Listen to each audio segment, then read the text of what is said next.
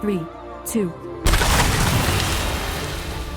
You're listening to The Solo Queue, a podcast about World of Warcraft and one person who plays it, except when he decides to make an exception and talk to someone else who plays it. And now, here is your intro.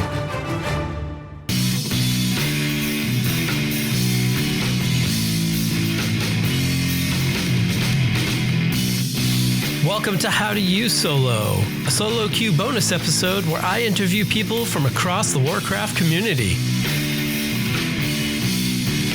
Thanks for joining me. My name is Dave Gagne.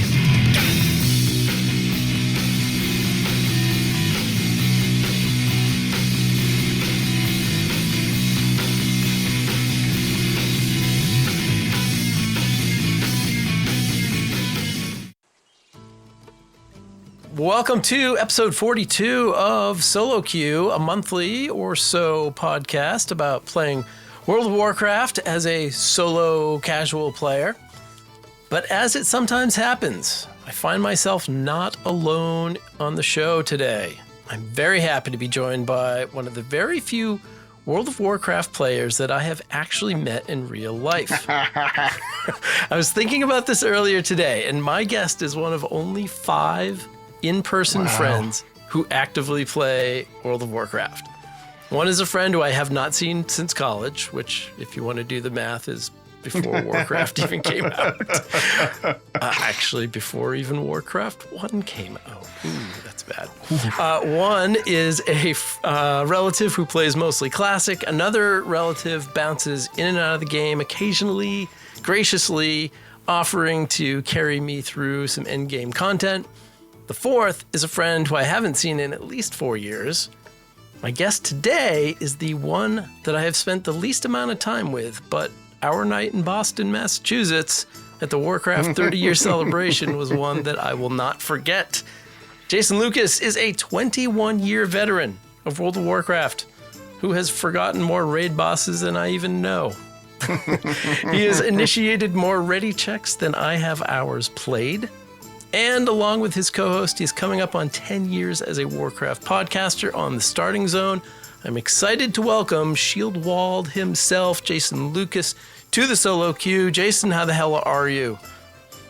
Dave, thanks for having me. I truly appreciate it. Great to have the opportunity to sit down with you. We've been talking about doing this for a long time, so I'm glad we could finally make it happen. I do feel like, I feel like I'm a bit violating the spirit of the Solo Queue by appearing on with you. But I mean, that's what, I know I'm not the first guest ever or anything, but it is kind of funny to be like, yeah, I'm recording Solo Queue with Dave tonight. Like, okay, we're not solo, but here we are. But yeah, I think we've been talking about it at least since then. Since the Warcraft 30th stop in Boston, which was like last May. Yeah. So more than a year now. We're overdue. So glad we could sit down and chat tonight, and also to have everything wrapped up before BlizzCon this year. So that's which is kind of, I put the call out to a bunch of people like, hey, if you want to schedule me to be on your podcast, let's do it in July. When I started the show a few years ago, I started a list of people who I would love to have a conversation with, and you have been high on that list, and you're right. I think it is a great time to talk about all things Warcraft. We're at the height of the summer. We're approaching the kind of the middle content of the Midnight expansion, and we are less than 2 months away from BlizzCon, where we will meet up again, and I'm very excited about that. We're going to get to all that and a lot more, I'm sure. But one of the topics that I originally wanted to hear more about from you happens to be your specialty in the game. And you can imagine that, as a solo player, I have done essentially no tanking in my time. You have long played a tank, a role that requires, unique skills, carries a lot of responsibility, and seems to get no end of crap from every other player involved. What is it that you love about tanking in World of Warcraft?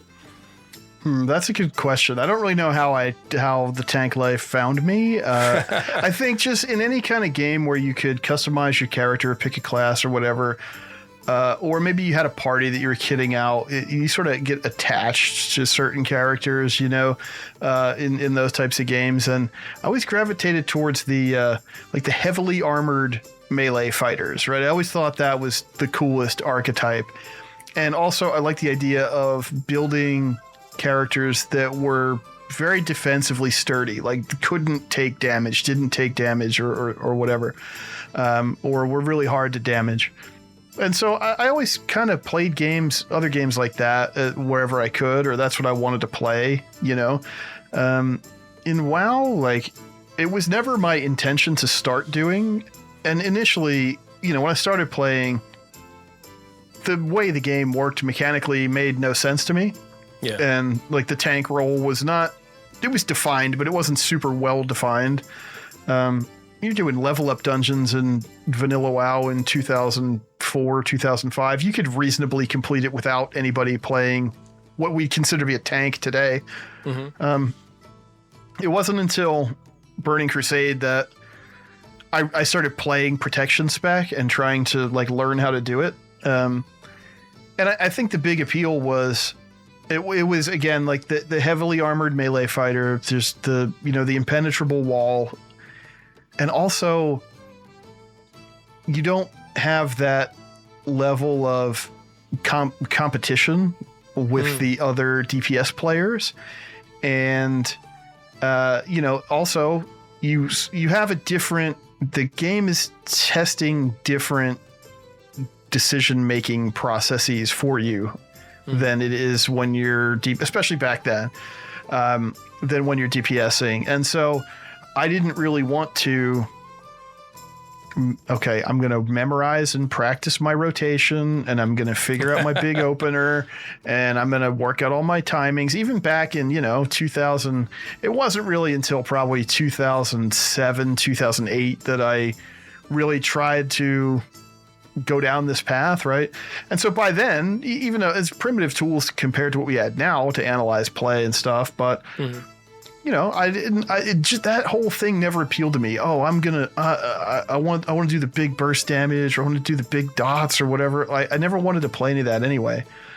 But the problem that I had was, at the time, like, I probably tried to learn tanking at one of the hardest points of ever trying to do it, which was in Burning Crusade. And so I was really bad at it for a while. I had to get my friends to teach me how to think about the game first, how to be able to evaluate two pieces of gear and understand why one was better than the other, evaluate talent choices and what they meant in different situations, evaluate a pull. Okay, this pull, and then, Burning Crusade heroics were kind of brutally difficult at the time, especially compared to what I had been used to playing in the game. So, okay, what are the dangerous elements of this pull? What are we going to do about assignments for CCs for these mobs and things like that? A lot of the game back then, there was sort of these thresholds that you hit in terms of your gearing, and that meant you were a tank. If you could get to 250 defense rating or whatever it was, I think it was 250 def rating back in TBC. And if I'm wrong, I apologize. It was a really long time ago. If once you hit that threshold, now you couldn't be crit. So now you were a tank. It didn't, your build mattered obviously, but your gearing choices also mattered a lot more than they do now in that whole continuum. So you had to have a correct build, and there were only a couple viable builds. Yeah. You had all those points, but you only had a couple that you could wiggle. And so you had to commit your build to what you were doing, and you had to have the gear to stack it up. And then once you did that, yes, there were still things you had to do in the game, obviously, to like tank the dungeon properly and live. But the game wasn't testing your ability to live as much as it was testing your ability to pull correctly and maintain threat correctly and sufficiently. That was more the mini game back then. I mean, you would still, I'm not saying you didn't get killed. You got killed more then, but it was just less, it was less interactive. You had less control over that because it was more this meta game of, did you make the correct decisions before you started combat? That's kind of how that worked back then. You mentioned before that, tanking wasn't quite as important. It wasn't quite as formed. Was it that Blizzard hadn't supplied the tools for tanks, like the abilities that were specifically defensive, or had it not been fleshed out yet? Yeah, I think they just didn't know what players were going to do with WoW when they shipped it, to be honest. Like, I think there's a big element of that. It's like, we build a lot of cool stuff. Let's see what they do with it, and then we'll shape it as it goes. And, you can go back to vanilla. Only one spec could tank, right? Like, you couldn't really viably tank on anything other than a protection warrior. Mm-hmm. You could spec a prot paladin, you could spec a guardian druid, but they couldn't actually do the job, in at least with the information we had at the time. They didn't have taunt abilities, which is kind of an important thing. So, it just made it to be this. There was no niche for them to fill, really. And also back then, the game relied on or orbited around super long cooldowns for abilities, and especially for your big abilities. I mean, Shield Wall was a 30-minute cooldown. Oh my God. How do you use it? How do you make the decision that now is the time I must use it? You can't just use it every time you feel threatened. Yeah. And also, there would be mobs that would like mind control you and then use your abilities and pop your 30-minute CDs. Oh no. And stuff didn't reset. Like if you wiped on a boss or whatever, it was a whole different universe back then. Yeah. I mean, I didn't play a lot of that stuff. Like in that era, I didn't play that much. I mean, Burning Crusade was a little more gentle. Yeah. So I think, combat evolved really a lot. It was way more based on, in the early days, it was way more based in that tabletop realm. They wanted it to be like a 3D video game representation of rolling dice. And you had variance with you had wider variance with your swings, and, you had hit rating and expertise, and you could miss, and you could... you could land glancing blows and stuff like that. And then it made it more action oriented over the years. I think probably just based on what they felt like players were enjoying or wanted or whatever. So, back then it was just a lot more about, okay, you need to make the correct decisions beforehand. And in the moment, like you need to have one or two, or if you're really good, like 3 things stuck to you in this dungeon, like all the time. A lot of the boss fights were single target or would have, very clear, in the olden days, there was like AoE packs or AoE mobs would come in on boss fights. And it's like, that's when the DPS pushed their AoE buttons and it killed those specific things. So it was, that was sort of the world that I came into and was trying to navigate when it was like, okay, I'm going to tank a heroic dungeon with people in my guild. I'm going to step into Karazhan and tank a Karazhan raid with 9 other people, and I'm going to do Zulaman. That was sort of my early experiences with really playing endgame and developing like an identity and a style, I guess, around tanking would be, in that TBC era, really. Mm-hmm. Mm-hmm. When did it shift to what you would recognize today as kind of the modern tanking role? When did that start to change? Honestly, this might sound absurd to some people, but I would say it was Wrath of the Lich King. I don't think it took very long, because by the time we hit Wrath, and specifically, I'm trying to remember what patch it was. It might have been 3.2 or maybe 3.3. They made a change to Warrior specifically where Devastate just became a button you could push. And that changed everything because it made it so much more interactive and so much more of an action style gameplay, because prior to that you had to stack Sunder Armor on a target up to 5, and then you could start applying Devastate if it had full stacks of Sunder Armor.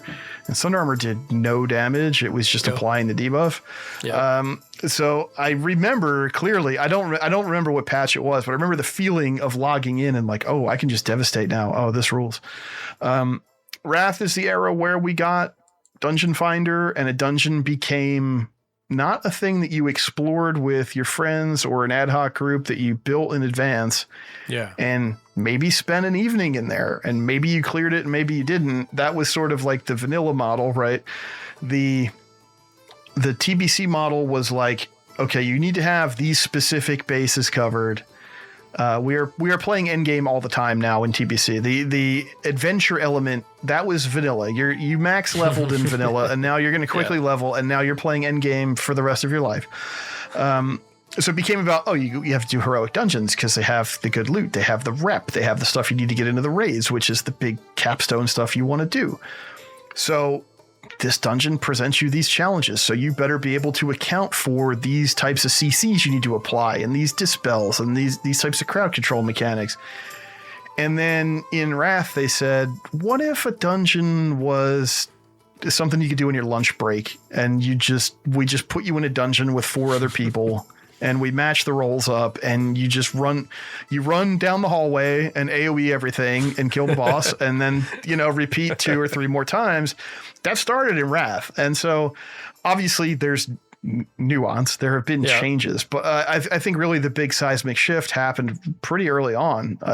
But I don't know. Other people might have a different perspective on that, but to me, I think there's definitely distinct eras of the game, obviously, but I feel like, at least for the way I play, it's still kind of, it's not unrecognizable from what it was like in Wrath.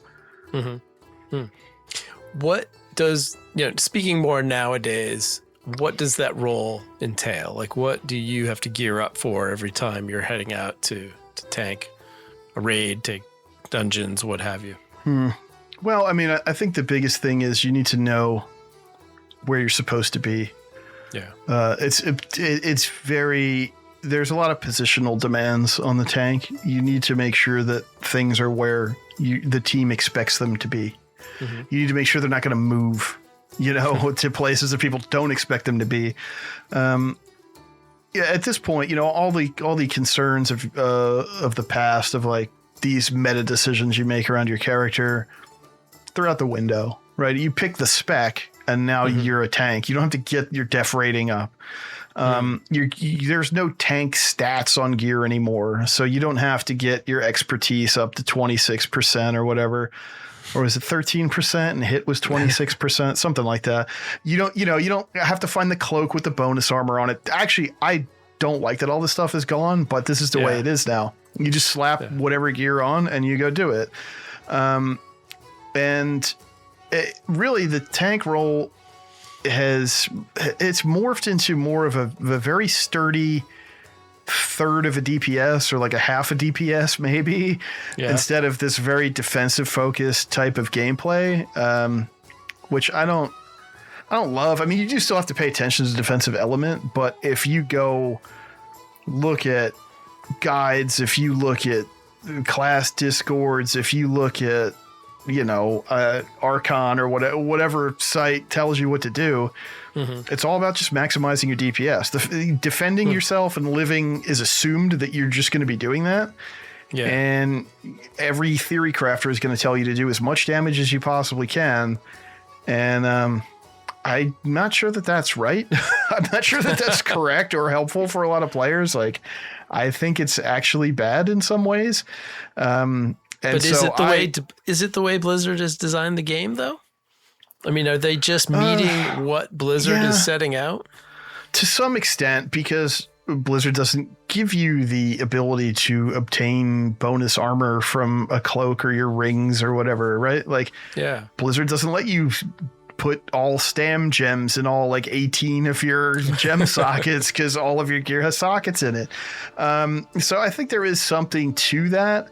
But also, I don't know how much of this you catch wind of, but, the amount of times I hear somebody complain about a Vengeance Demon Hunter because they queued into a thing and the Demon Hunter didn't know how to protect themselves and it immediately died. It's like, well, that's not because a Vengeance Demon Hunter is incapable of doing this content. It's because the player is just probably flexing their spec and getting a very cursory idea of what they're supposed to be doing from a guide. And so they're just playing it like Havoc and then they explode. So I would honestly like to see more of a return to. I would like them to just dial the knob back a little bit, slow the game down overall in terms of combat speed, just like 15%, 12%, and have more defined niches. Like, have tanks be tanks, threaten them with hard-hitting abilities that they need to have answers for, but give them the ability to do that. Bring back stuff like bonus armor, bring back stuff like maintenance stats that you need to balance. Like, even though it was annoying to maybe sometimes to make sure you had enough expertise to not get parried, it led to decision points that I found satisfying in those days, you know? And now it's like, there's no texture on gear. It's just you're looking at the item level and you're looking at the secondaries, and that's all you care about. And there's only 4 secondaries. So I've been saying this for a long time, but I feel like gear is just way too homogenous anymore. It's not interesting. And it's like, it's supposed to be an RPG. So I would love to see that. Like when Mists of Pandaria Classic came out, was that last summer only? I guess it was. I think so, yeah. I played it for a few days because, I mean, I like Pandaria. I'm not a big classic player because I just don't have the time. I only have enough time for one version of WoW, and barely at that. Right. So not as much as I'd like, certainly. I stepped into Pandaria and I was like, ooh, like, actually, this is feeling good. Like, the combat it's dynamic, but it's not as fast as the modern game. And it still has those legacy stats, which I forgot about. I mean, a lot of the stuff went away in Warlords. Yeah. So, you know, that was kind of cool revisiting that. But I didn't end up sticking with it because I just didn't have time to play it. But, you know, somewhere around there, I think that was also the beginning of active mitigation, where threat was more assumed and it was more about, okay, we're going to give you these low cooldown, short duration buffs to defend yourself with, and so you better hit shield block when that thing's going to smack you with the big melee swing. And that became the test over pump as much pointless threat as you can into this thing so the mage doesn't rip it or whatever. Or you know, we're going to give the hunter and the rogue these aggro redirect abilities to help you survive the initial burst when they start nuking everything. Threat, you know, it's just not part of the minigame anymore since Mists of Pandaria. It pops up every now and again, but that's usually more of a scaling problem. So, yeah, like going back to that world was kind of fun. They did some interest. It's an interesting snapshot because you have the combination of active mitigation instead of threat as the tank minigame, but you also have all those legacy stats that have like real gearing implications. So that was pretty cool. I would like to see beyond the horizon of Last Titan. I'd like to see them return some of that core RPG feeling to the game and make it less of the, you know, seasonal treadmill of what is the flavor of the month, you know, meta spec, play that, get your Mythic Plus rating up. Like, there's obviously an audience for that, but is that all WoW can or needs to be? I don't think so. I was gonna say, it sounds like you are talking about a wish more than a prediction.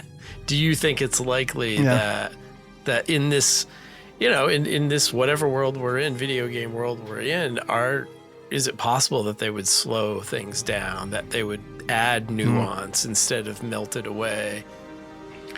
I hope so. I mean, I do think like I'm sort of okay with the status quo through Last Titan, but after that, I mean, I think things need to substantially change. Yeah. I don't think they can just keep doing what they've been doing indefinitely with the same formula. I think players want something different, and what better time to do it? You know that the Last Titan, whatever it ends up being, is going to be a big exclamation point, right? Like, there's going to be before it and after it, whatever that looks like. But it's going to be a different universe after the events of that expansion. So what better time to draw the scale of the adventure in a bit and make it a bit more personal, a bit more about your character, a bit more about the world? What better time to then adjust the systems around it, you know, including combat, and make combat more threatening in general, you know, make it more threatening to tanks, and make anybody playing a tank spec actually have to pay attention to the defensive aspect of their spec in order to succeed. Like, I would love to see it, and I think I do think there's an audience for it. I think it's part of the reason why an audience for Classic endures, even in weird, like Cataclysm Classic, right? Yeah. Like Cataclysm was not one of my favorite expansions, and I did talk to a few people who were playing it and had a lot of complaints about certain elements of it, and I was like, yep. That sounds like me in 2011, so or in 2012 maybe. But yeah, so I think there is an audience for that, and that feeds into a larger question of what does WoW need to do to attract younger players? Mm-hmm. And I don't know that there even is an answer to that. I don't know if they can. That's hard. If they can, yeah, like if they can. If they could make the game more appealing to younger players without alienating, 20 plus year vets, that's a high wire act for sure. Mm-hmm. But throwing in the occasional. Go ahead. I was just gonna say, I don't think doing the same thing over and over again, just cut paste this. We've been in sort of this same, the same mode since Dragonflight, and it's a good mode, but is it really the best one ever? Is it the only one we can ever have? I don't think just cutting and pasting Dragonflight seasons until the end of time is the way forward either. Yeah. And it feels like, throwing in the occasional Plunderstorm, a different game mode, a different game genre, that seemed like an attempt to bring in some different players, probably some younger players, but why would they stay once the Plunderstorm's over and it goes back to normal WoW? Like, what's next in that offering? Doesn't seem to be there yet. I think you're right. When we hit Last Titan, everything should be on the table, right? Like the story, the focus, the breadth, the scope, and I think you're right. It's a great time to trim down combat. How, if people want to get into tanking now, how would they do that? Does the game provide the tools to kind of get people up to speed so that they're not just run out of Myth Plus dungeons on a rail? Man, it's kind of a tough one because you have some of these tools now, like you have rotation assist and you have single button assist, and these are good tools, but they don't help you for support roles because I mean, they'll show you what the next attack button you need to push is, but there are other buttons you need to push if you're a tank, and it won't tell you to push those. So that might be confusing. That might work against you, actually, if you're trying to get into it. Have you tried those? Have you tried the single button at all for a tank roll? Well, yeah. For tank roll, no. No, for tank roll, because once I saw that, like, it's not going to suggest to use your, like, maintenance defensive, like, okay. But the thing is, I'm like at least reasonably familiar with how to play the 6 tank specs. Like I have the basic gist of like, this is what I'm supposed to be doing moment to moment. But I have used single button for other roles. Like if I level up, I try to level up every class throughout each expansion. And so, man, I'll pick up a mage or something and I'll just single button it now. Now, since it came in last year, it's like, I don't have to, all I need to do is grab a build, I'll grab a build from Icy Veins or whatever. And then I don't have to spend an hour setting bars up and thinking about like, okay, where does this go and how does this work? All I want to do is quest and level up and maybe do some real low impact content, I don't know, time walking dungeons or do some delves or something. So single button is perfect for that. And also one thing I did do that, this might be something people who want to learn how to tank could use this method. I wanted to, this was in War Within, I wanted to level my shaman and I wanted to level her resto. And so I figured, let me go into delves and I'll just heal Bran and I'll see how it feels. And I used single button assist for that because it's annoying to try to figure out how you weave your damage in and what the priority is when you're trying to heal. So then I just have like my damage button on my healer bar, and then I have all my heals and I heal everything. And then I hit my damage button when I have nothing else to do. So like that worked out pretty well. It might be a little bit trickier than that with tanking, but then again, if you play something like Guardian Druid, which has like relatively few attacks, you might be able to get away with just spamming your single button and just making sure you keep your Iron Fur up and everything like that. I think it is, you have to you probably want to look at some outside resources. I recommend Icy Veins guides in general. I think they're just better than the Wowhead guides. But I've been at it long enough that I know which rules I can break. And if you're new to it, you don't know that, and you may not understand why stuff is there. What you might want to do is go through a recommended talent build and see where it's guiding you into prioritizing damage over defensives and go the other way. Because most theorycraft is going to just tell you to stack that damage on. And if you're not confident in your ability to survive, then you might struggle with that if you don't have all your tools. But generally, like the tank specs mostly involve maintaining a buff, right? That's really all it comes down to if you think about it. So, warrior, you want to keep up shield block as much as you can. And then when you have extra rage, you keep ignore pain up. And if you're taking magic damage, you go ignore pain spam. And if you're taking physical damage, then you just go shield block. Druid, you have Iron Fur. And so you keep Iron Fur up as much as you can, stack it as high as you can, use your frenzied regen when you need to heal yourself.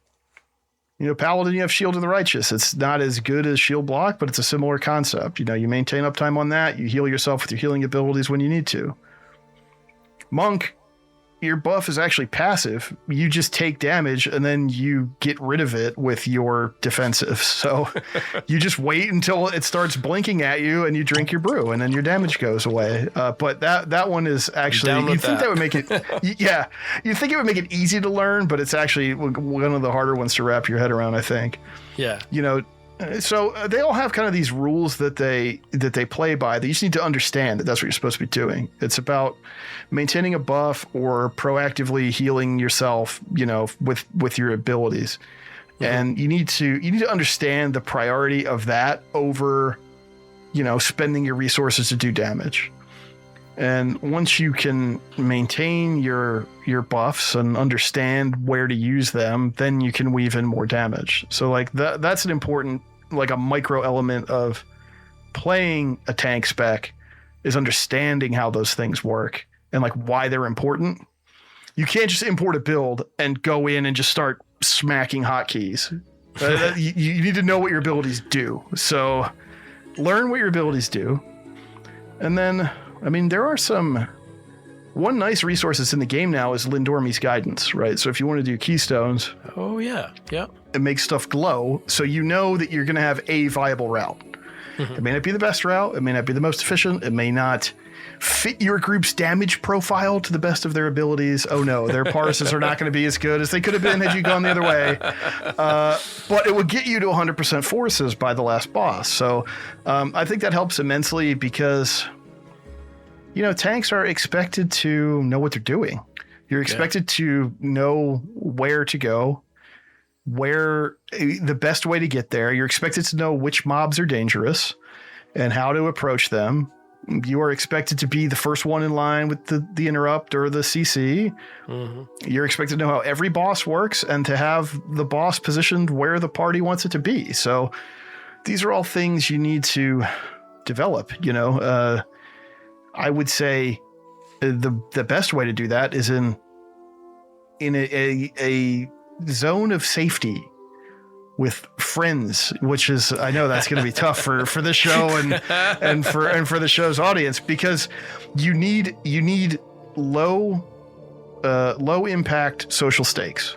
The people that you're playing with need to believe in developing your ability to tank them through the dungeon. Yeah. Okay? If you try to just like pug it, people are going to scream at you because you're not doing what they want you to do, and you're not going to understand what you're supposed to be doing, and it's going to be fraught with frustration.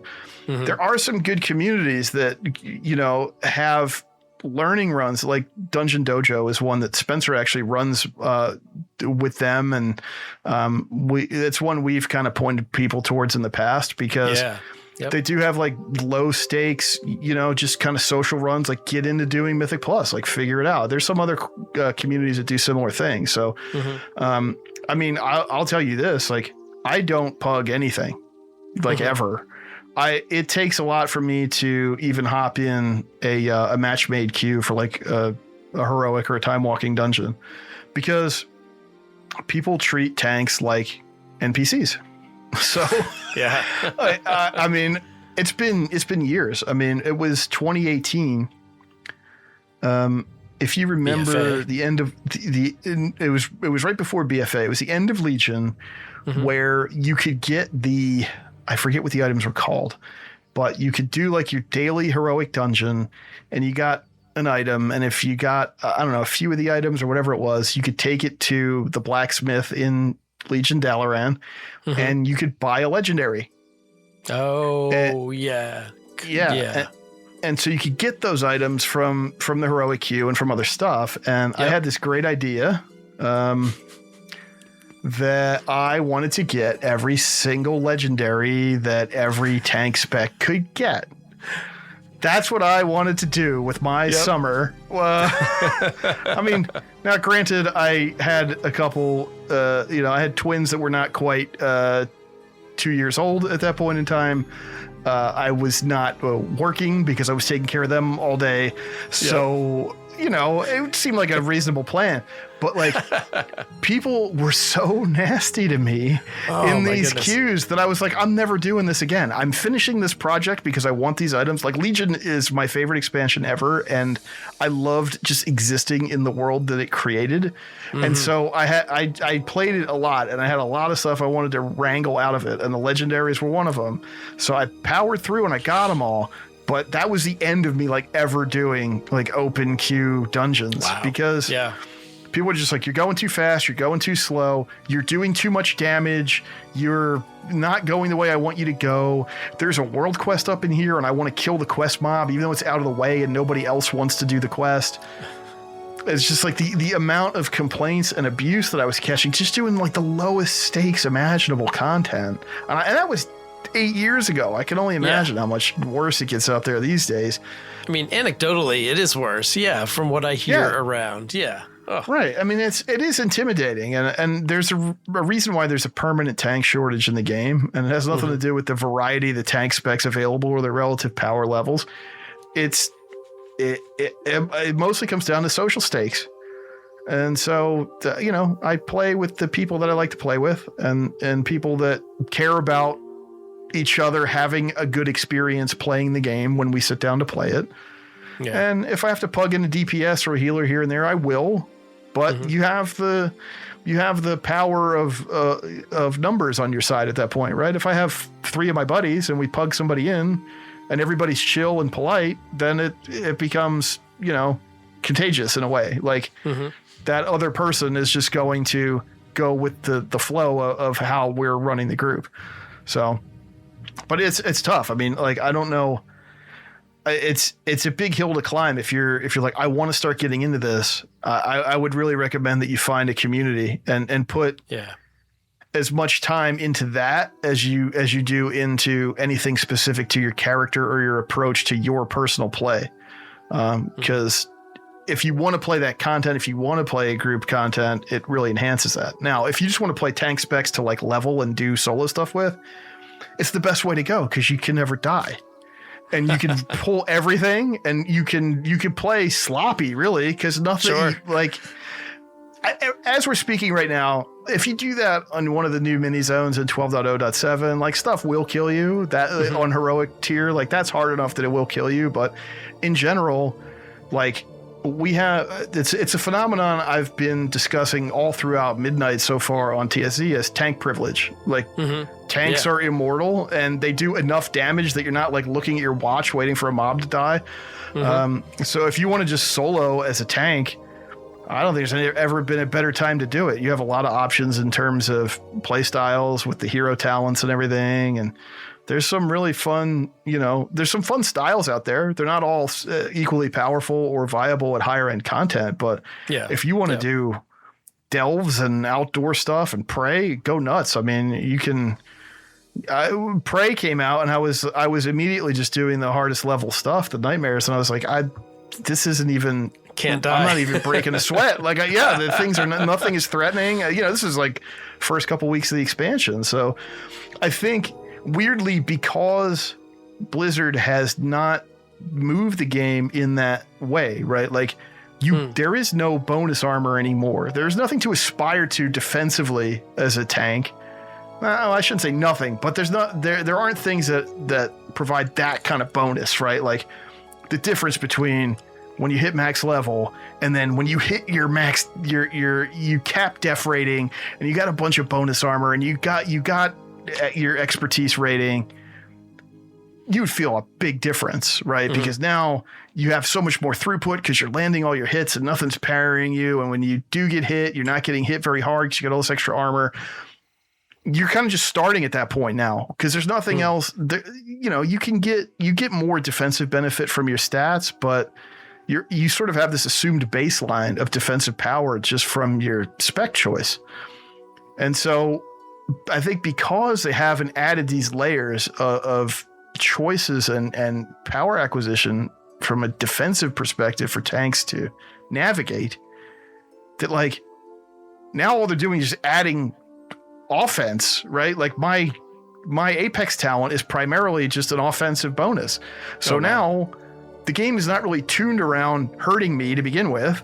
And now they just keep stacking on offensive power. So like the downsides to like playing solo as a tank are less than ever before. And the benefits are like through the roof. People are like, oh man, this solo content is so hard. And I'm like, I'm chalking that one up to tank privilege. Like I believe what you're saying, but I just didn't have the experience because I played a tank, so in the War Within, I played a blood DK for a while for one of the characters I was leveling through, and I had a hard time dying. I didn't know what I was doing. I'm just pushing buttons and stuff is happening, but it really was kind of easy mode, like slow, but easy mode, and I didn't have to learn anything crazy. It was just super tough, and that was a lot of fun. That was definitely a different way to approach just the outdoor world, and without needing the skill, without needing the gear. So I'm with you on that. And the fun thing is too, you get all those control tools, man. You get death grip or whatever you get. I mean, the warriors have so many different stuns and various interrupts and stuff. So you get so many options to control stuff either in the outdoor world or in delves or whatever. And you could just like pull a whole bunch of stuff and AoE it all down, and it's very efficient for questing and everything like that. So that's I don't think that was like an intended consequence of sort of the way they've been building the game lately, but you got to be a little bit patient, but tanks are like immortal in a lot of solo content at this point. As a longtime listener to your show, I've heard you many, many times talk about the need for, I'm going to put words in your mouth, and you may not have literally said this, but essentially to play the game the right way, there has to be social stakes. There has to be people buying in, getting together, grouping up, and doing the thing. And it's funny, for years, I would think, no, you don't. You don't have to. I don't have any social stakes. Right. But of course, the game was very limiting into what you could do if you weren't willing to jump into that social aspect. In the last few years, they've opened things up to solo players and solo play. How do you think that's going? Have you, I guess really the question is, have you seen an impact on what you do? You run a heroic raid group. My God, you've been pretty steady in that role for just about all the time I've been listening to you. You've got a group that once you progress through heroic, you guys take a stab at some mythic bosses, and which we'll talk about a little bit later. But has that affected? Have people branched off and like, I don't need these social stakes anymore. I can go do things on my own, and I'm kind of pulling out. I haven't really seen it so much in that regard. I think because people who are in that orbit of doing like the big co-op modes, they want that, and there really is no substitute for it. I think the focus on adding more, what would you call it? I think back back in the olden days, they called it group agnostic, which is sort of that's a term that I like. Like you can group in delves, but I stopped doing it after the first week or two of War Within. It was just so inefficient, right? Like the party scaling was weird and it made it harder for no reason. And then like everybody's got to be doing it at the same pace. And I love to AFK in a delve, and then come back to it. Like that's the whole point. You can't really do that if you have a full party, or you can, but. So I think, if anything, it's created new avenues for people to experience WoW. But I would be curious to see what Blizzard's numbers are like in terms of uptake and retention on I love delves. I mean, I think they're a great system, and it's certainly, I have played more characters in more relevant content the last two expansions than I really had prior. I guess once in a while I would bring in Dragonflight and maybe even in some older expansions, I would bring some alts to, some low stakes farm raid late in the season. I've done it in this expansion, but that's not really the same thing. It's I'm sort of just cashing in my political capital around the team of I play my main for almost 90+% of the raids we do, and wow, yeah. So let me bring my alt for a night or whatever, but you're not really, I don't have the same amount of agency at that. I'm really being carried by my co-tank and everything. I'm 40 item levels behind or whatever. But you're in an 11 delve, or you're doing Nightmare Praise or whatever, it's just me, so it has opened up avenues of there's more stuff for me to do, which is cool when I feel like doing it. In War Within, I did it to the point where I got sick of it and I got actively mad at it. In Midnight, I have taken a much different tack, and it's I play when I want to play, and I don't play when I don't want to play. I don't make myself do my vault on my Demon Hunter because I didn't do it this week. I don't care. If it doesn't get done, it doesn't get done. If I feel like doing it, I'll do it. I do feel like there is a real focus on the solo player from the dev team these days. And I'm not sure. I just don't, it's too early to say what the results of that are going to be. I mean, I think delves are a huge win. Yes. It's just unequivocally, I think they're just a great system for the game. And my wish for the delve system would be to incorporate it into legacy zones. Yeah. And which is never going to happen because the math just doesn't work. It doesn't make sense to develop content for, people leveling through Eastern Kingdoms for the first time. But it would be so cool if there was a delve in Elwyn Forest, I just love that concept. And hey, maybe after Last Titan, maybe we re-originate the Azeroth and then we can have it, right? It could be cool. Or maybe that's the Classic Plus avenue, something like that. I mean, that might be a little too much for Classic players, but there's a germ of a cool idea there. It would be so cool if they explored that. But I don't know. What we've seen and what I've preached a lot on Starting Zone the last year or so is they're in this cycle of quantity over quality, and they're just throwing stuff out there and seeing what sticks, and most of it's not sticking. And I just don't see what the point is. And I'm not blaming they're trying to placate or pander to solo players, because I don't think solo players like this stuff either. It's just here's a relatively boring feature that we slapped together with low stakes rewards that isn't compelling. Do you guys want to play this? Huh? Does anybody? I don't know. I think they're kind of barking up the wrong tree. I think, getting, geez, I don't know even how we got all the way over here, but trying to get back to your original question, I do think that there is no wrong way to play WoW, but I think its shelf life to me is just a lot shorter in a solo environment, because I don't think it's what WoW's strength is. I think there are a lot more compelling single player experiences you can have in video games than World of Warcraft. It's just the nature of the design, they don't really expect you to be playing it solo, right? It's not Tears of the Kingdom or something. It's an MMORPG. So I wouldn't say there's a wrong way to play it, but like if you only play it that way, you might hit dead ends that turn you off from the game, or you might just, you might burn out on it in a more permanent way, because it's like, I have seen everything I'm ever going to see. And that I'm done here, which is okay. I mean, you're allowed to do that too, but it's just I don't think it's the real strength of the game that they've built.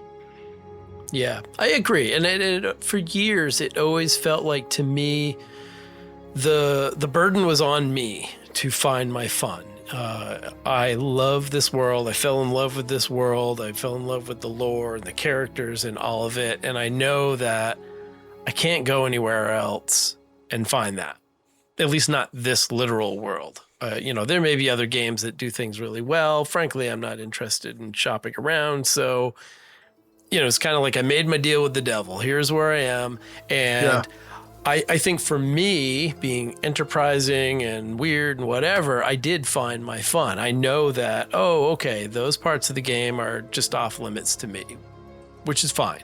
Until 4 years pass, and then I can take my max level character and I can run around 2 expansions ago and clear the raids finally. And that literally was okay. Like, it was almost a system in my play. Like, ooh, new expansion. That means I can go backwards and do all the stuff that I didn't get to do. And, I was okay with that. I think you're right. Not everyone's going to be okay with that. And they're going to hit their limit. They're not going to make 30 more characters and try it with this race and try it with that class. And that's fine. The thing I like hearing, and I think I heard it from you, and I think it's true, that Blizzard has added more features to make solo play more viable and hasn't really taken away anything from anybody else. Like, I've been waiting ever since all of it came out, like raiders complaining, we're missing a raid tier because these stupid delves, or we're missing, whatever it is. And that hasn't really materialized. And I think Blizzard has found a good balance there. Yeah, I mean, I would agree with that. Housing was another big one where it was like, we're gonna lose so much content because of housing. I do think we are losing endgame content, but that's a sacrifice on the altar of the production schedule. Yes, I think you're right. We used to get an expansion that you paid your money for and that you subscribe to every month used to have more stuff in it. Mm-hmm. And now you're just locked in. It's going to be an 8-boss raid tops, an 8-boss tier. Now, of course, I instantly make an ass out of myself because we have 10 bosses right now, but this tier is weird. They didn't all release at the same time. There's a one-off boss in that launched, and then a one-off boss that came later. Yeah. The next raid that's coming out next month is going to be 8 bosses. You have an 8-dungeon season, an 8-dungeon pool every season. Like that, in certain points in time, that stuff all flexed. You're going to get 3 seasons and that's it, and then we're on to the next thing. Right. That we are locked into these patterns, and we're getting more and more 3-boss dungeons than ever. I don't dislike 3-boss dungeons because I like not being in a dungeon for 45 minutes or whatever, but it's just a matter of fact. Like, we're getting the same kinds of stuff, but we're getting a little bit less of it than we used to in an expansion kind of every time. But I don't know. Maybe that's okay. I don't think we're far enough into this pattern for me to have too much of a feeling on it one way or the other, because we used to get the end raid would be 12 or 13 bosses, right? And that's, for a team like mine, that could be months of prog. And then also you're probably not re-clearing that in a night. So your re-clears end up being additional raid nights. But I think that was done with an eye towards extending the shelf life. If that next expansion is 11 months out, then you better not have people churning through the raid in 4 months and going, what do I do now? So I don't know. I think overall the release cadence is just too fast. Like generally, I think for most players, they're just putting more stuff out than anybody really is comfortable with consuming it. But I think they just want to lock you in. Well, they want to be your destination for your free time. And I get that. I mean, it's a competitive market. They thrive on that. They want your $15 and they want you to feel like you're getting your $15 worth. But I could use a little bit of a break, man. I could use another month between stuff coming out, you know? I could use a little ramp down time. So I definitely don't feel like we're getting shortchanged in terms of end game PvE group content because of these additions. I definitely have a nemesis in terms of where I feel like we're getting shortchanged, but it's not that. Because the quality of this stuff hasn't decreased. I mean, I did just make the point about quantity versus quality, but that's more with additions to the game and the relentless patch cycle and these little additions in the interstitial patches. Like, I think the raids and the dungeons have been very high quality. Like, they're fun. They're just fun. I mean, it's what keeps me coming back, you know, year after year is the co-op mode design. And the raids are, I mean, this tier has 2 bosses I can't wait to never do again once we get into 12.1. But overall, it was a good tier. Last tier was good. I mean, the raids in War Within were good. Raids in Dragonflight were good. We've been on a good trajectory for a long time. So I feel like the encounter design team has sort of a pretty clear vision for what they want to present to players. And you know, they have a lot of experienced devs on that team from what I could tell. And so they kind of know the buttons to push.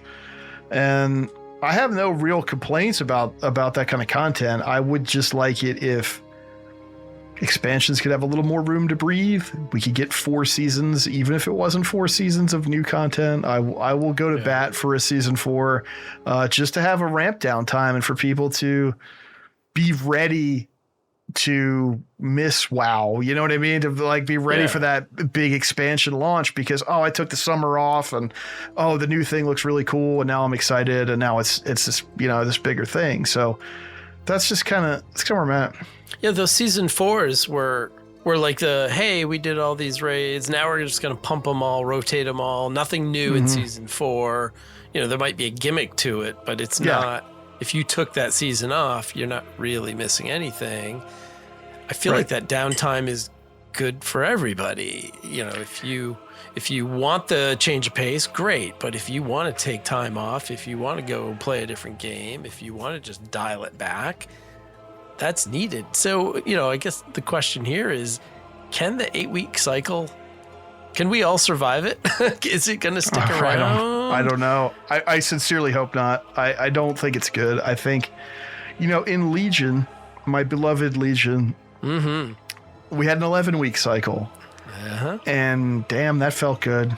77 days, right? Everything just felt like it clicked right in where it should have been. And they also did some interesting stuff with release cadence in that expansion where, like, all right, we're going to go to, Broken Shore in 7.2, but Tomb of Sargeras isn't open yet.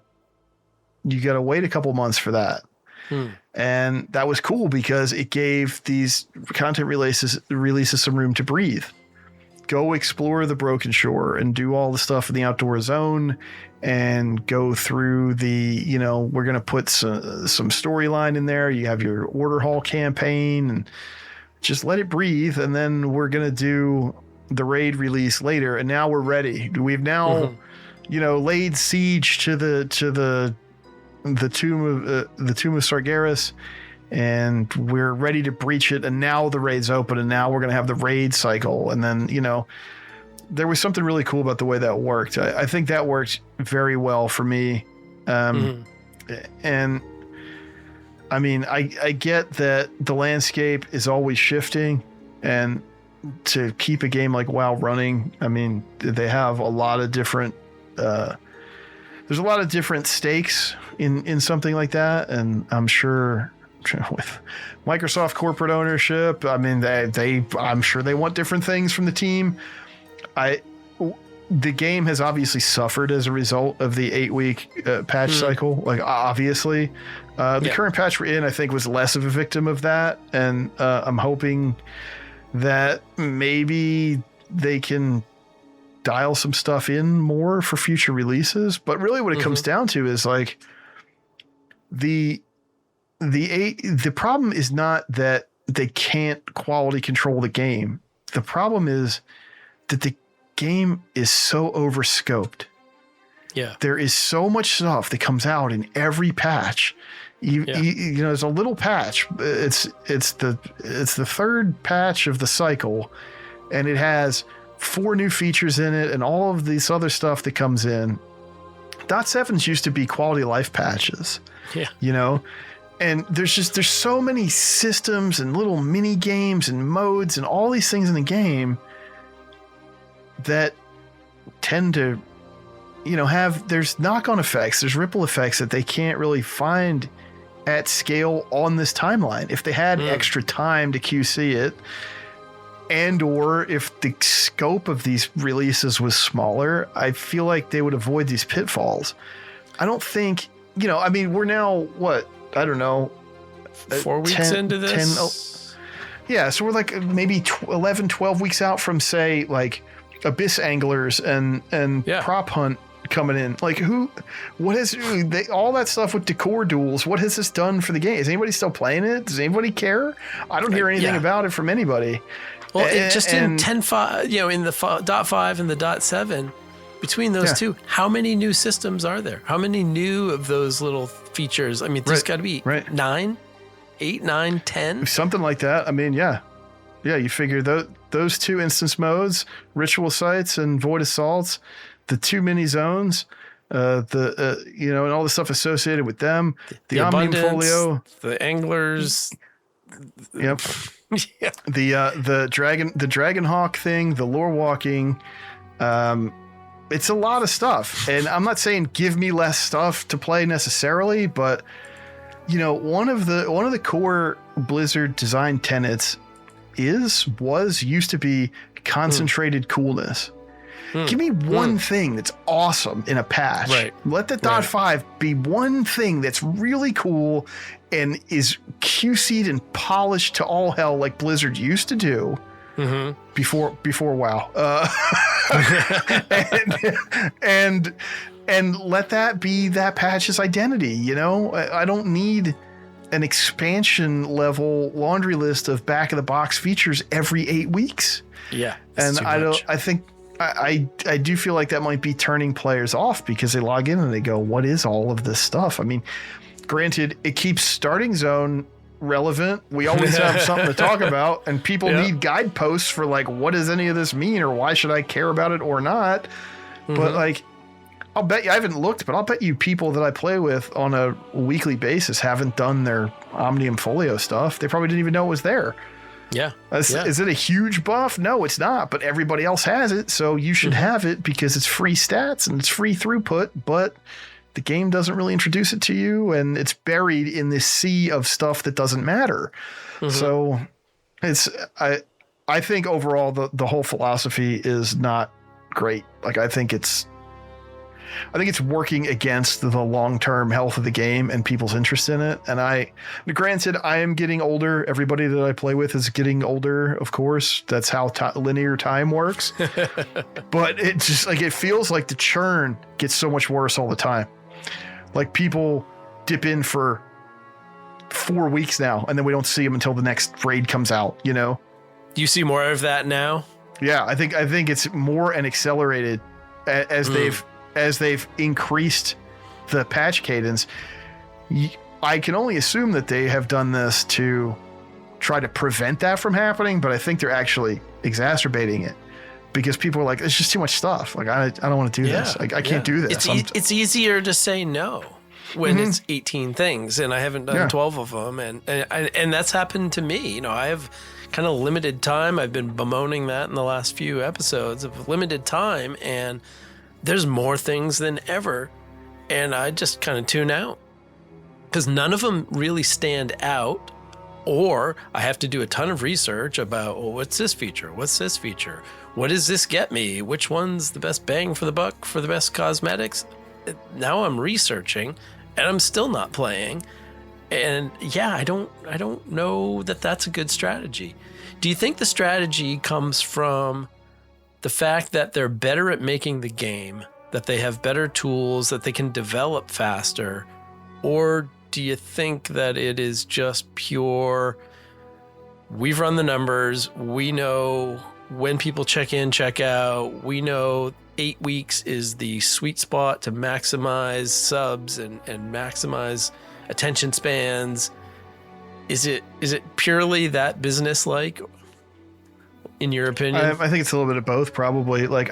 They spent years trying to scale up the pipeline, and they finally managed to do it. It seems like during the production cycle for Dragonflight, that's where it really felt like it was different. So I think that's where, the efforts to scale up the pipeline kicked in a way that players could really feel, in terms of just how much stuff there was in the game now. Like, this is when we started getting like pretty regular patches that had a lot of stuff in them, and there, it felt like there was a lot of attention to detail with some of this stuff. But you also had things that felt kind of like filler. We're going to do a .5 and a .7 every cycle, and we're going to put new stuff in them. It's not just going to be quality of life. But what if it doesn't all matter? That's kind of where we started seeing that pop in there. I mean, a big part of it was they bought the studio that is now the Boston office, right? Right. I can't remember what the studio was called. I can't remember. I can't remember. Yeah, I can remember you guys talking about it on the show years ago. Mm-hmm. Yeah, I'm so apologies to the team over there. It was Proletariat. Proletariat Inc. was the name of the studio. Yes. And they had developed a mobile, like a MOBA or like a battle royale game or something. And Blizzard just bought them and just said, "You work on WoW now." And that was a big reason why Housing ended up shipping. But I think also that immensely helped them with the pipeline. And I think they outsourced more art and stuff. I mean, that's obviously one of the things that takes the longest, is getting polished assets and everything like that. But I think to some degree, like they obviously have the pipeline to ship stuff every 8 weeks.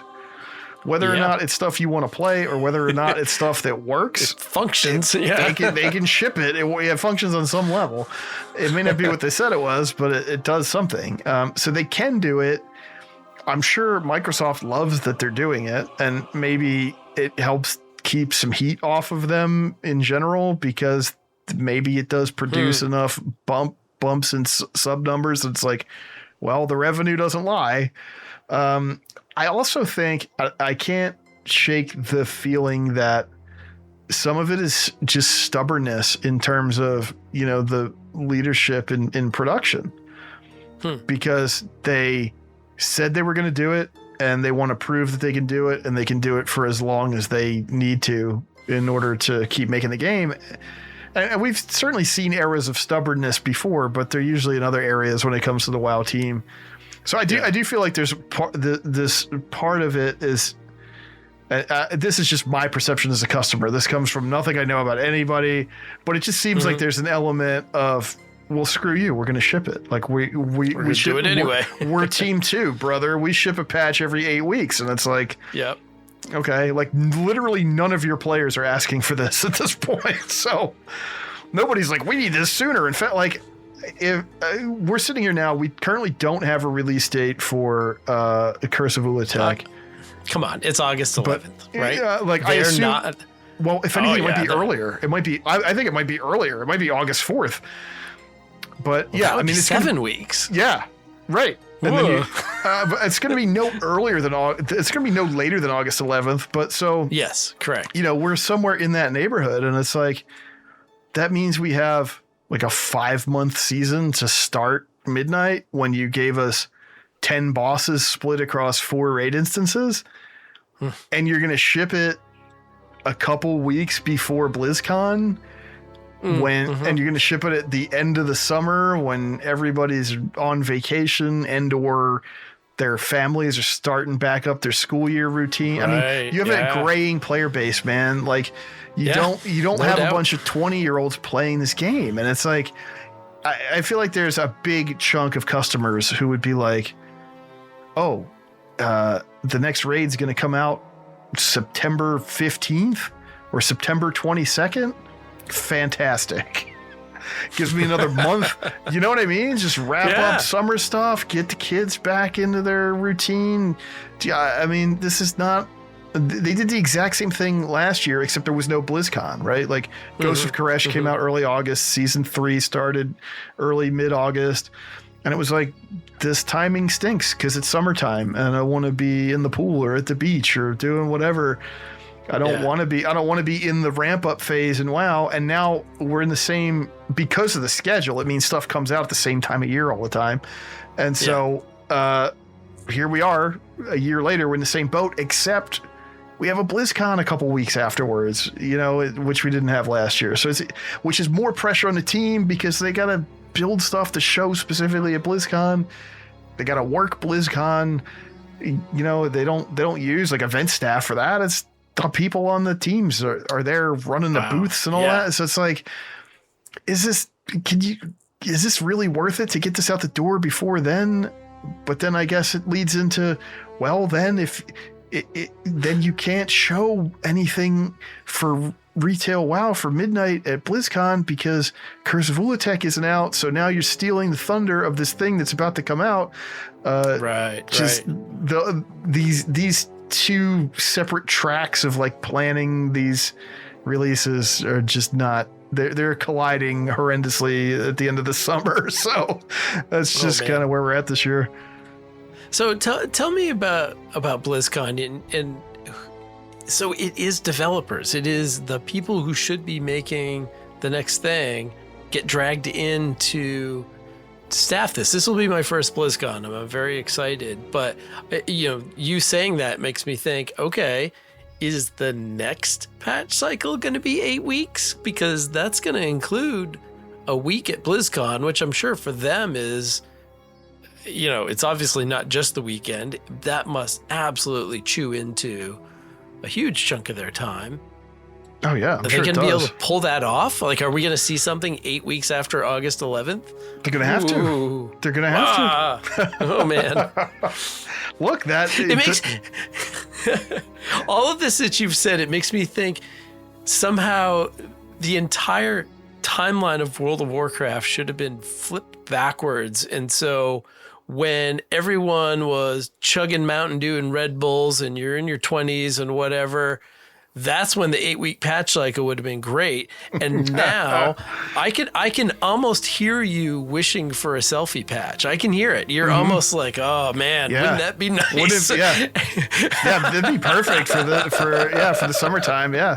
Give us that. We're going to be in this raid for 13 weeks, 14 weeks, 6 months, 7, 8 months. Who cares? I got stuff to do. Give me that 6.1. Actually, no, I don't ever want to go back to that. But okay. All right.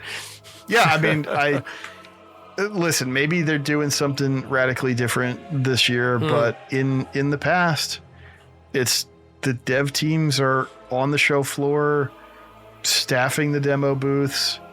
They're building custom assets for BlizzCon demos and stuff like that. There is a big internal production lift. I don't think that this is going to be different this year. Yeah. They've never handed it off to like an event staff or production company to just run BlizzCon. Like BlizzCon is a Blizzard product. So, I do think with the weird timing this year, BlizzCon for the last many, many, many years has been in early November, and now it's in early mid-September. I don't know. I mean, we'll see. We're in a different universe of WoW production. I don't know, with the Microsoft specter looming over Blizzard all the time. It's like the last BlizzCon was a little weird. Is this one going to be more like a regular BlizzCon, or is this just like what Microsoft BlizzCons are like, or how much leeway are they going to have to continue doing them, and what are kind of the expectations? from a corporate side about what it is and is for and what it does. And I don't know. I don't envy the position that Team 2 is in right now, having to get Ulatech out the door and make sure that it's good and what players want and what they what the devs like sort of can be proud of, and then shift gears straight into BlizzCon, like and then 12.1.5 for a couple weeks after that. That'd be early October. Yeah, something like that. So let's get into predictions, and let's start with this prediction.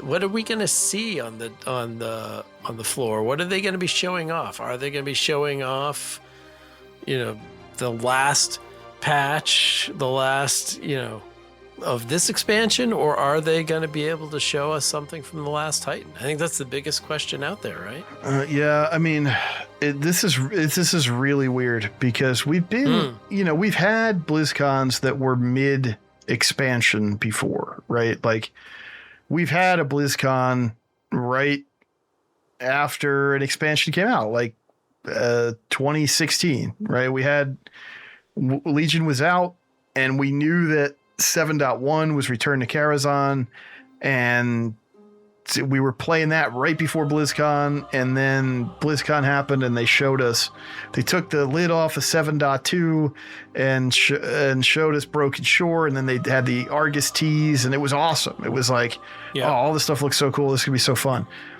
In 2014, BlizzCon was right before Warlords of Draenor came out, so it was sort of like it was a big launch event for Warlords of Draenor, basically.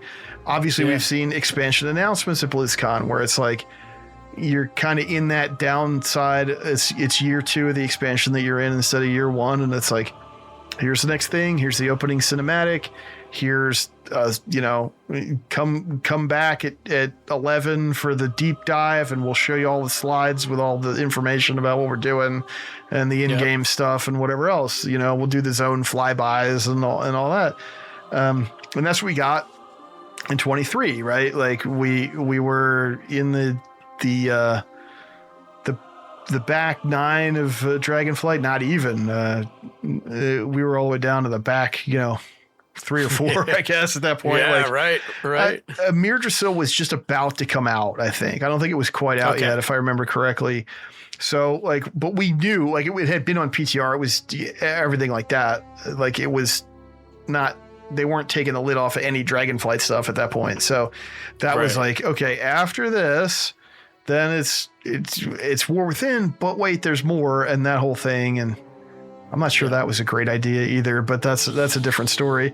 We're coming to the end. So are they gonna talk about it? I feel like no. I feel like not a lot.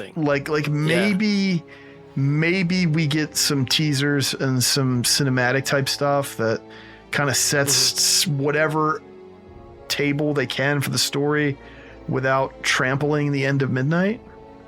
I think we'll definitely see kind of the 12.1 cycle and probably some information about 12.2. But it's tricky because 12.1 is going to be really fresh, and as soon as you announce anything new, this is just going back years and years. If something is out and it's fresh, and they announce that there's a newer thing that's coming out, then that fresh thing instantly gets stale. People don't care about it. They're always just looking to the next thing. So there's only so far out they can go. I think it's even dicey to really preview 12.2 at BlizzCon for that reason. But I think they probably will.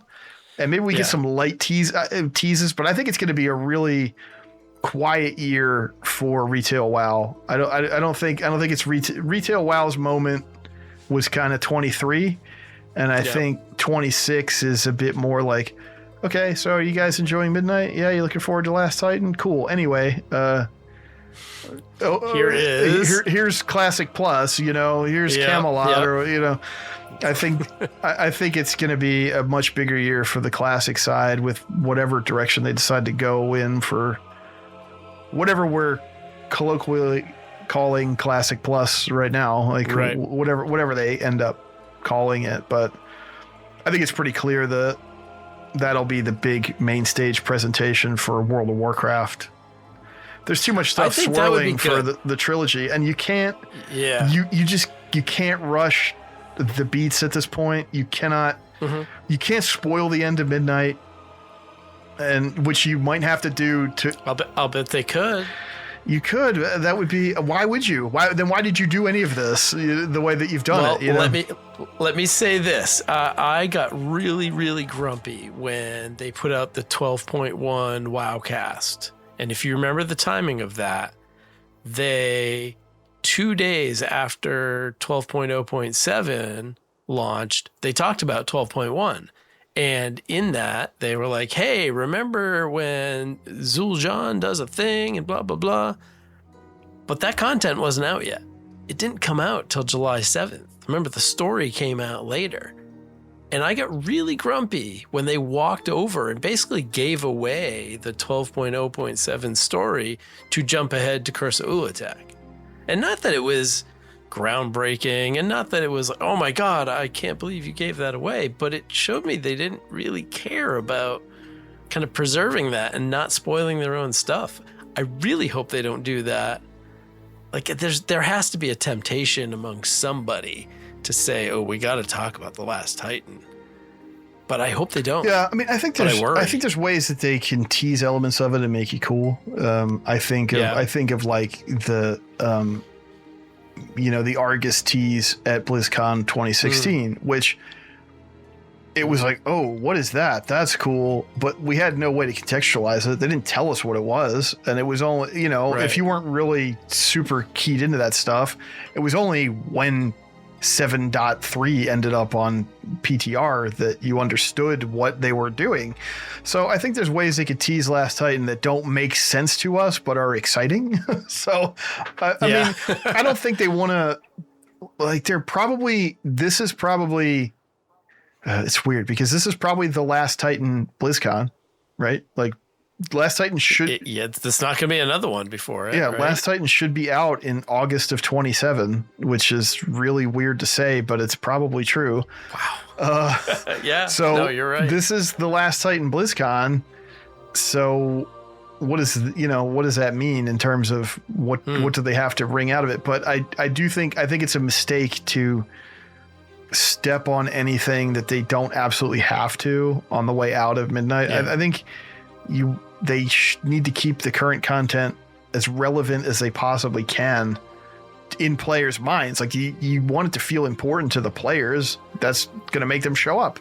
If you tell them that it's not important because this other bigger, more important thing is only 11 months away, well, it's not close, but it's like, I've seen it so many times where it's like, how many times in the down years where, the game was kind of plodding along, it would take a long time for stuff to come out.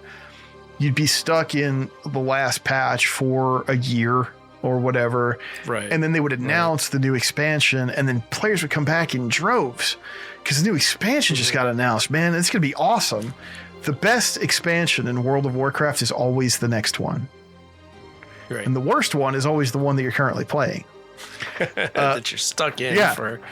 and so players come back into basically like a dead zone, right? Like the people that have been playing are kind of done with the content and maybe just picking away some other goals. And they're excited for this thing they can't play for months yet. And then they end up cycling out. I've seen this so many times. They cycle out before the new stuff even comes out. So it's a real tricky thing with the timing and trying to hit those beats at the right moments. I think they've done better with it in recent years than they used to. But if they hit this BlizzCon super hard with Last Titan previews and information and hype, people are gonna be really confused when they see that come across their social media feed and they're like, oh wow, that looks really cool. Let me play World of Warcraft, and then people are like, yeah, well, we nowhere got to be seen. we got Ulitech on farm, but like it's actually too hard for me to bring you through it unless you know what you're doing. So watch this video. Like that's because that's what it ends up being. Right. Yeah. What do you think? I agree. I think that Classic's going to get a lot of spotlight, and I think it should. I think if they're going to push a big thing, then clear the deck. Like, get your retail stuff out of the way, and you're announcing the biggest thing since you actually announced Classic. Are you excited for whatever it is? Are you looking forward to it? Are you going to make space for it when it comes? It kind of depends on what they end up doing, but yes. Sure. I mean, like, ultimately the answer to that question is yes. I'm excited. I mean, I think, what we saw with Season of Discovery, like there is still a lot of juice left to be squeezed. Vanilla WoW is just such it's such a cool world to inhabit. There's so many nooks and crannies. There's so much story to wring out of that world. And there's a lot of different ways they could go with it. I think like Season of Discovery to me was awesome. That was some of the most fun I've had with WoW in recent memory, but only the first phase, because then it started going too fast. I could get to level 20 and I could go do, BFD with 9 other people. But after the new year, they just put the pedal to the metal, and it was like, I'm still working on a Mirdrasil proc. Like, I found these windows to play SOD because it was low stakes and had a low ceiling, and I could get to where I needed to be quickly, and then it was time to go do the world PvP and the raids, and that was really fun. And then I just couldn't keep up with the momentum, and realistically, whatever else they do is probably going to be like that. I think it's tough, because the number one thing that I think a lot of people want from WoW in general, but especially like a classic type of experience, is that sense of adventure, right? That sense of it was called Season of Discovery, but literally like that sense of discovery, like finding things that you didn't expect, or just taking that journey. It's the destination being less important, not playing endgame all the time, right? Like we do now. And that's hard to capture, and it's hard to in the landscape these days to feel like it's something customers want to come back to on a recurring basis. I think that momentum creates sort of that audience and fuels that customer base. Like that's what they want, I guess. I mean, SOD was really popular there for the first few phases, and then the Sunken Temple phase seemed to be where everybody was like, okay, you made this too hard. This isn't fun.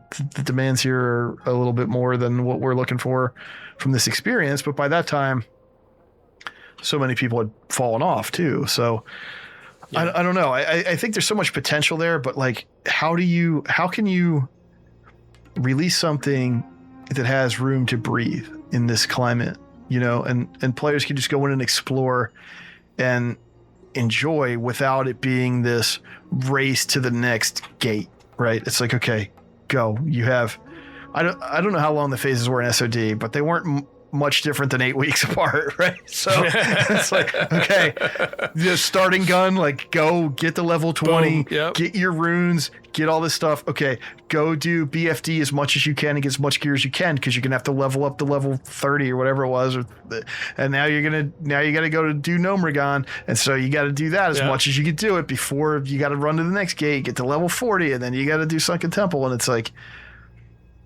I had so much fun with that in phase 1. And there was something magical about that low level cap, It was so easy to get a character to cap. And no class functions properly at level 20, right? Like you just don't have all your stuff. So it's like you're making these compromises that were actually interesting. They filled in the gaps with the rune system, where it was like, oh, this is stuff that Classic kind of needed in terms of making the combat robust and feeling good. which classic purists will say no, but you have Era. Era's right there. You can go play it whenever you want to. You're releasing a new product. You have to do something different. You can't just have it be, it's just vanilla WoW, but SOD too. Yeah, it's like, it doesn't make sense. So, they did a lot of cool stuff with it, but I just couldn't keep up with the pace. So I don't know what they're going to do. I don't have any kind of real prediction for like what Classic Plus or Camelot or whatever we want to call it is going to be, but I would hope it has a lot of room to breathe and that it injects stuff that feels like it was always there.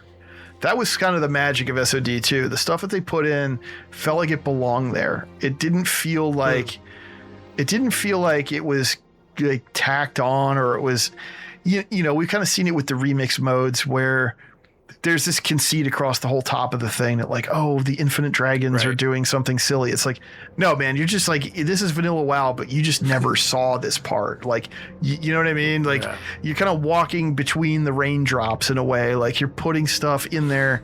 It feels vanilla WoW, but it wasn't. And I think that, they could add classes that didn't exist. That would be kind of cool. I think it would be cool to have like, Death Knights, because Warcraft 3, it dovetails into World of Warcraft so directly. And it's like, obviously that story with Arthas and everything didn't resolve until a few years later, but you have, you have all that stuff with, the Plague Lands and everything. I think it would be really cool to get, at least the Death Knight class into something like that. I think there's opportunities to just tell different stories, like maybe add some new quest, like just brand new questing that fills out zones that are kind of empty. You could tell like some max level stories or something like that. I think there's a lot of room with stuff around Karazhan, Ashara, some of these spaces that are kind of unexplored in vanilla, or Karazhan was supposed to be in vanilla originally and didn't make it. So you could kind of connect the dots there in a way. You could tell more of a story around it, I think, for something like a Classic Plus. That would be cool, just add that stuff in. I think taking sort of an SOD style approach to revamping combat, don't do it exactly the same way. Just don't do it with the runes. Just have it be, okay, we have brought more modern elements of combat into these classes. We're not turning it into, it's just the 120 APM fest of retail, but you're not going to have to install a swing timer weak aura in order to be able to feel like you're doing something in combat, right? Like, just there's some middle ground there. I think a combat revamp would be cool.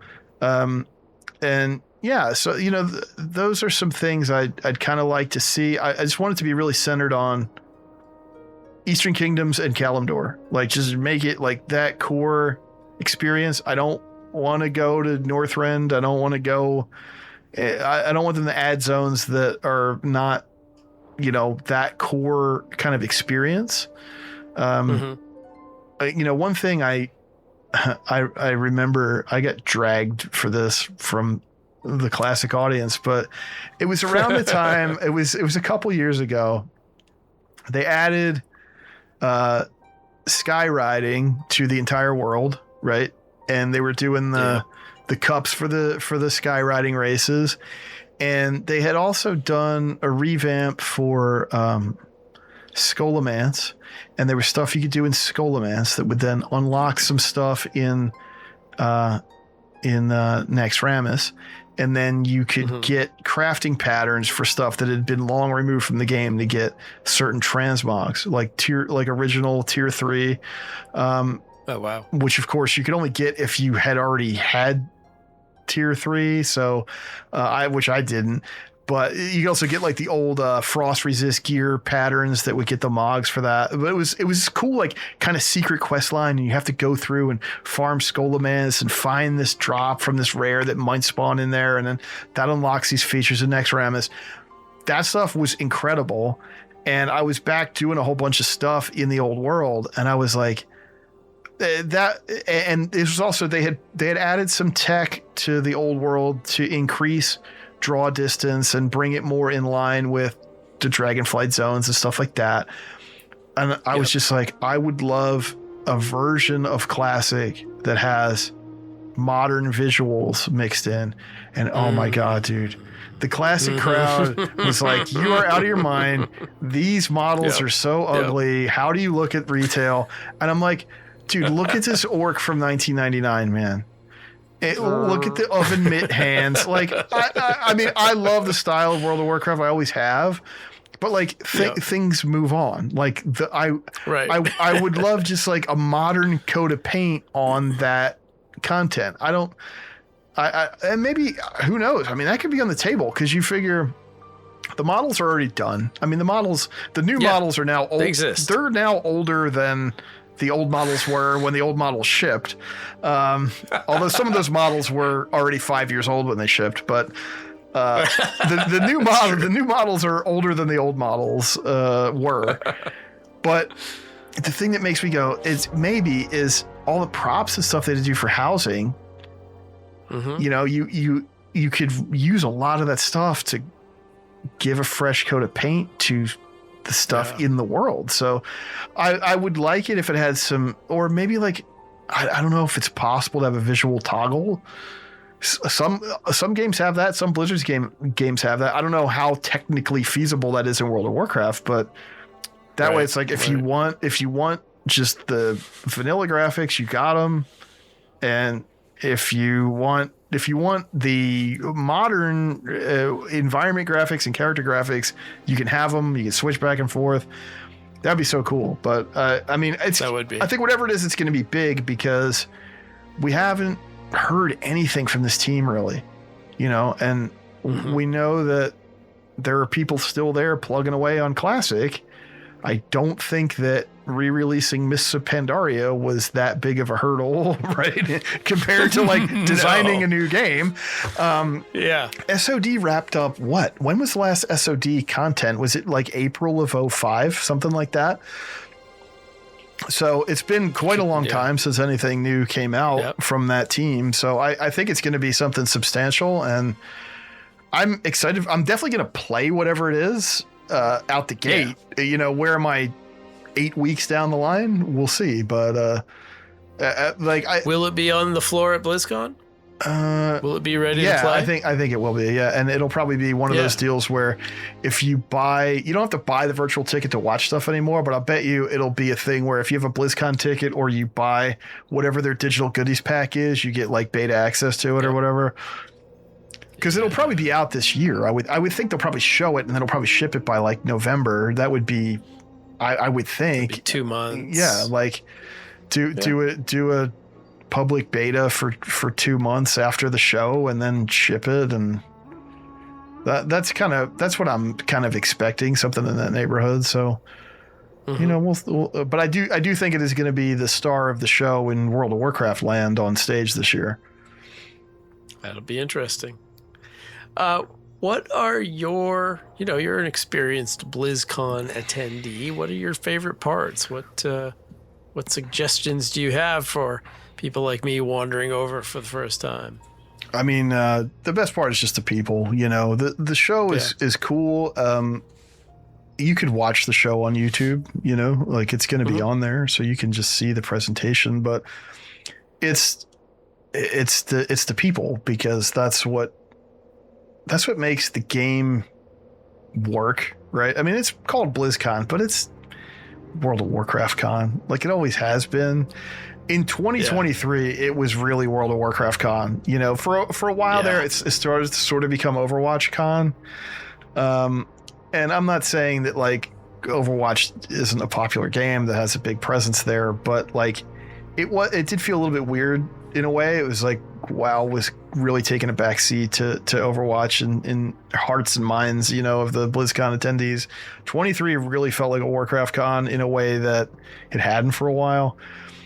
But yeah, I mean, just seeing people there, you know, it's the only time I ever see Spencer, you know. Like, wow, I talk to him for hours every week. The only time I ever see him is at BlizzCon. You know, I have friends from all over, really all over the country and some international friends, and it's like I only ever see them in that one place, you know. And and then you make new friends and you run into people that, you know, you want to meet or whatever. I think that's the real that's a really cool part of the show. And even my first time out there, that was the thing that I really liked the most. Obviously it was awesome being in the hall and watching the, you know, all the presentations and everything like that. But that what year was your first year? 2015, actually. That was the first year I could get tickets. I wanted to go for years prior, but I could never get tickets. So, but I was also a little bit less involved in the community spaces, so I didn't know about like the secondary ticket markets and stuff like that. You know, I probably could have found them for other years, but I didn't know how, frankly. Like okay, you go to the website. Oh, I didn't get in the queue. I can't buy them. I don't get to go this year. I just didn't have any other resources. So 2015 was the first year I went, and that was because one of my guild buddies was able to get through the queue and buy tickets for me and transfer them to me. I didn't even buy my own. So, oh, wow. Yeah, so that was that. But yeah, 2015 was the first year I went out, and the only year that my wife went with me. Not that she had a bad time, but she's not really into the games or anything, and it was like... After that, it pretty quickly became a work trip for me anyway, in large part. So...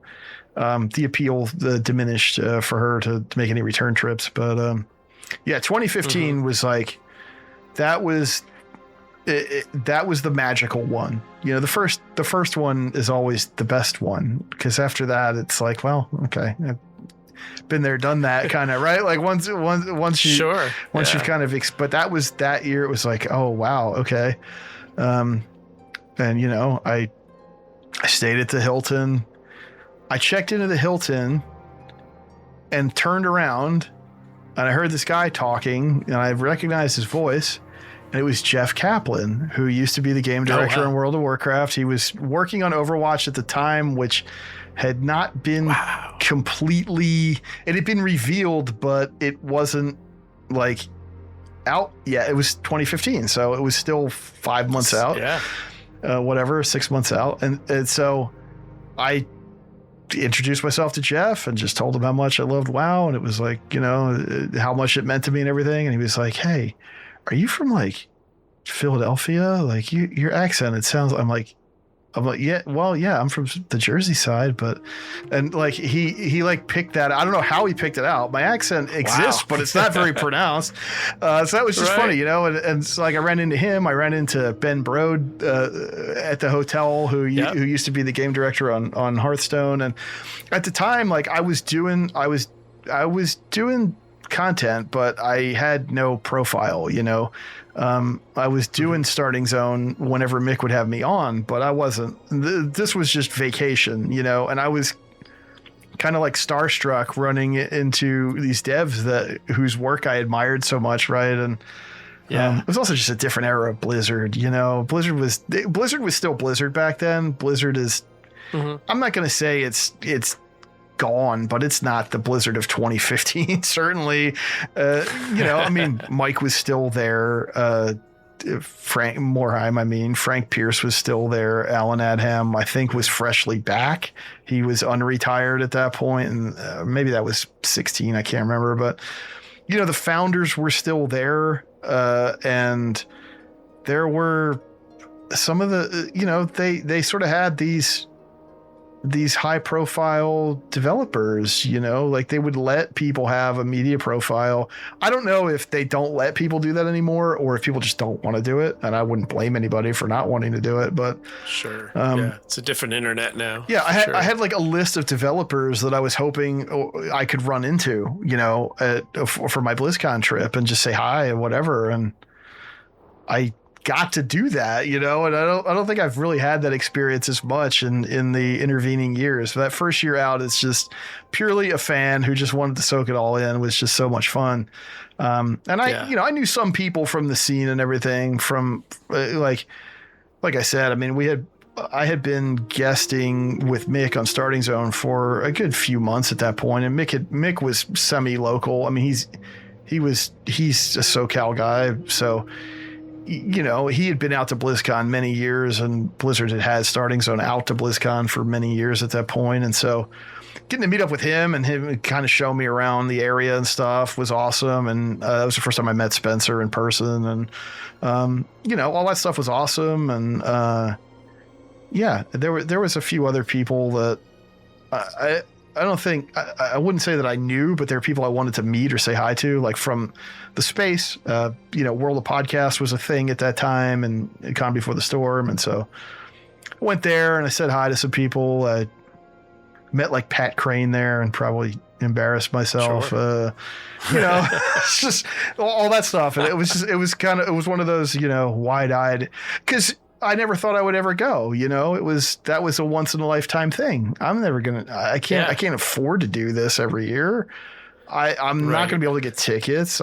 They're not going to do this again. I'm never coming back here. So I'm going to make the most of it. I'm going to buy that merch, and I'm going to make that, I'm going to have that awkward conversation with that person I admire, and screw it, and that's what the first one was. So it was like, it was definitely a fanboy type experience. That was also, that year I met Sam Didier, who was art director on Heroes of the Storm at the time. And of course, like, Sammy is pretty much the reason why I'm a Blizzard fan, I think. Like, his art style just grabbed me when I was a kid. And it spoke to me on a level that it's just like, this is what I want, this is cool. And he was doing a live art demo, and which was nice. So cool, because it was him and Peter Lee, who I don't think Peter's still there either, but Peter was like a landscape guy. Like, if you see those, the stunning vistas of Eversong Woods from the TBC days, that was Peter Lee. Nice. And so Peter was doing like a Hydralisk, I think, on like a drawing tablet, and it's super detailed, and he's using all these different tools and the software he's using. And they also had an animator there. I can't recall the guy's name off the top of my head, but he was an animator on Heroes of the Storm, and he was showing like how he would do an animation for like the Diablo 3 monk character in Heroes of the Storm. And Sammy is literally, he's got like an old school like overhead projector, because he's drawing on what appears to be like a napkin or something. Like, he just had like a piece of shitty paper, and he's drawing an orc, and just like, and Sammy is hosting the panel.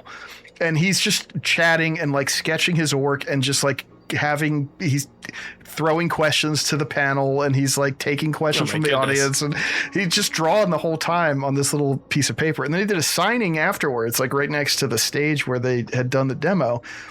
And I brought this book that I have, which was like, oh man, what is it called? It's on my shelf back here. It's called The Art of Blizzard Entertainment. And I think at the time it was like the 20th or something anniversary of the company. And so it's really one of these oversized volumes, big glossy pages, art that spanned the entire history of the company at that point. And these guys had art in it. Like, I brought it because I wanted Sammy to sign it if I could run into him somewhere.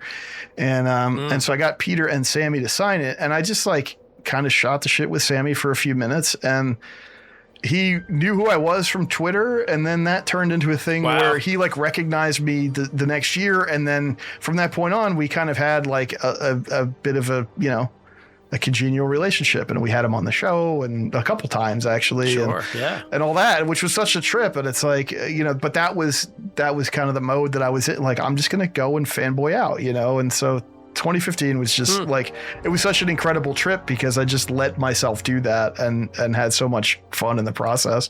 That's great. Yeah.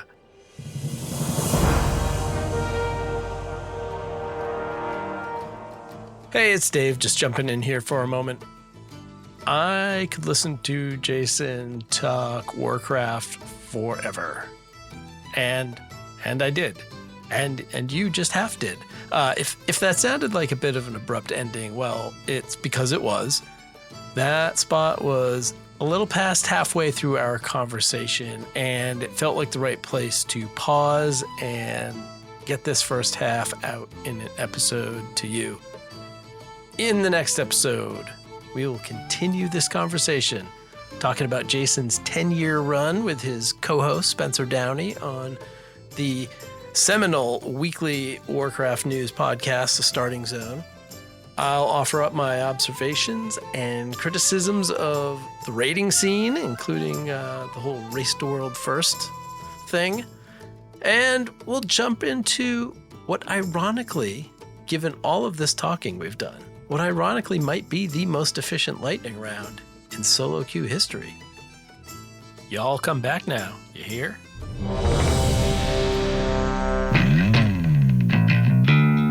But for now, it looks like our time in the queue is up, at least for this half. I have to do a few more laps around Silvermoon in my new Spawn of Viranoth mount because I earned it. Between the recording of the conversation and the publishing now, I've got it. Go me out there in the time-walking queues, despite all the signs in the universe to stay solo. All the music and sound that you hear in the show is the work of the amazing people at Blizzard. Hashtag don't play muted. Come on. Or I'm going to tell them when we're at BlizzCon. I'll tell them you weren't listening to the music. And of course, the music bookending the show is by my friends in the doom metal band Ogre. Thank you to everyone who made this episode possible. Of course, a big thank you to Jason Lucas for hanging out with me last week. Big love to my lovely and supportive wife, to the good folks at Podbean who host Solo Queue, and to these contributing members, these Patreon supporters of the Solo Queue. Big thank you to Andrew, Righteous Bandy, That Sky Guy, Sin, Snake of Voldoon, John, a slight name change to Metacognition, Jeru, Raven, Greybeard, Pasta Matt, Luch, and Rack. Thank you to each of you. Hey, subscribe to the podcast. Hit that subscribe button. Apple, Spotify, YouTube, wherever. Leave your comments, leave your ratings, leave your reviews. All of it helps boost our little show into the consciousness of all the Warcraft players out there. And if you're looking for conversation, Solo Queue Discord. You can find me on Discord at Sweeper Dave, and the Discord invite is up in the show notes. Let's see, if you want to contact me in other ways, everywhere else I am SOLOQUEUEWOW at Gmail, Blue Sky, Twitter, Facebook, Instagram, and Threads. You can find Mr. Jason Lucas on Twitter as @ShieldWalled, all one word, of course, on Blue Sky as jlucas.bluesky.social. More importantly, you can hear news, weekly events, and opinions on the game every Tuesday when the Starting Zone podcast drops a new episode. Or you can catch more of Jason right here. More of our conversation in episode 43 of Solo Queue. I want there to be a little thing at the end of the show that says, Jason Lucas will return in part 2, or I don't know, something like a James Bond movie, but it's an audio. Won't quite work. Patch 12.1 arrives like a Swiss train, exactly as predicted on August 11th. So, get your Season 1 checklist done. I might try and have a real go at the Delve boss for the first time. I don't know. We'll see. We can talk about it the next time we hop into the Solo Queue, which will not be long. We'll get part 2 out to you soon. For Jason and myself, we'll see you out there.